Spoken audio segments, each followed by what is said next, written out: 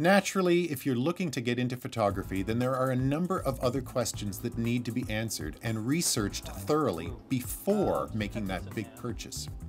Everything from shutter lag, frames per second, shutter bursts and buffer times, battery life, lens speed, and the list goes on.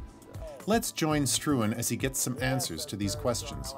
You know, what I do, obviously when I'm buying a camera, it's not so much how all the goodies it has. I like to pick them up, you know, and make sure they have a good feel.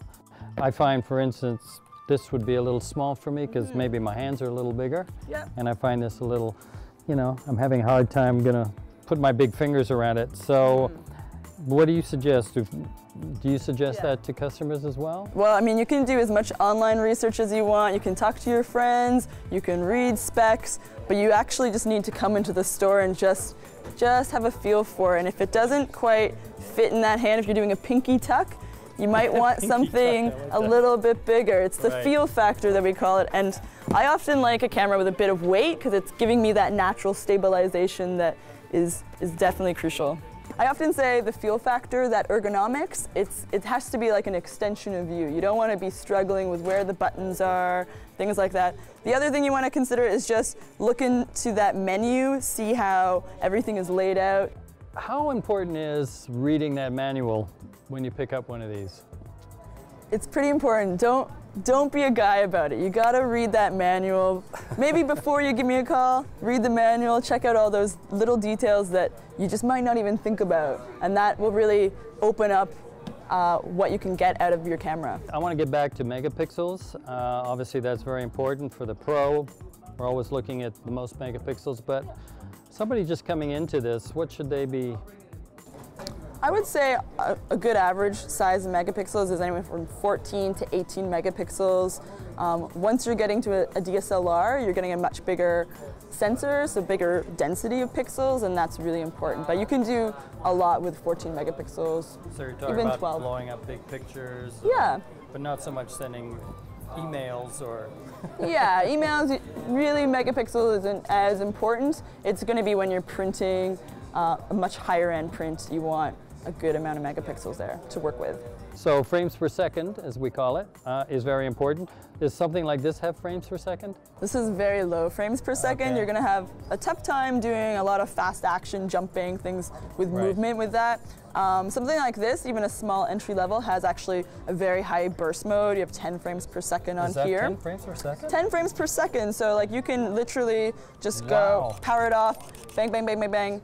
Eventually it'll stop. The camera needs to have a little break.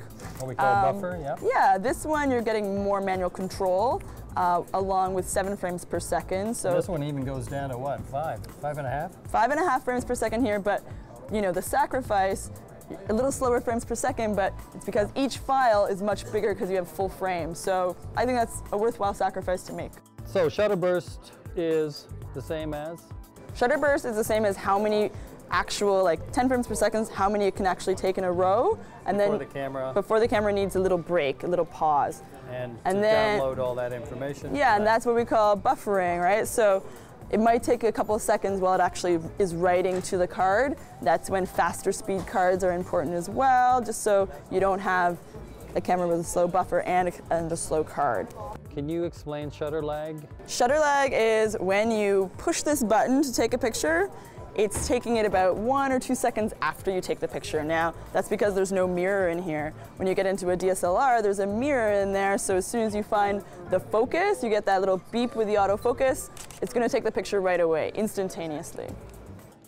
Now everybody complains that, you know, you buy something like this and the batteries die within about half an hour of shooting at a little birthday party. What's happened now with the battery times on these cameras? Battery life has definitely improved. A lithium-ion battery is going to be much better than like something with AA's. You won't get a lot of power out of. And there's a lot of different factors into battery life. Out of the gate, you should always have a spare battery, absolutely, because you don't want to miss a moment.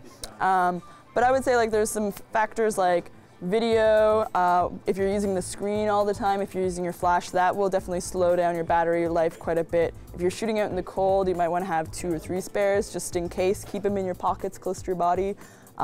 If you're shooting a fast-paced event and you can't be switching batteries all the time, it's really good to have a battery pack like this that will hold 2 batteries. You can also get a sleeve that'll take AA batteries if you don't have electricity to charge your batteries. Those are a lot of factors that you need to consider. Middle of the road DSLR, you could expect about 500 shots per charge, maybe average like a day's worth of shooting, but just in case you're a real shutterbug, you always want a second battery. When purchasing your mid-range DSLR, it's always good to go with more storage, right? Like as time goes on, you get bigger and bigger storage cards, so you always want to invest big and invest in a fast speed card.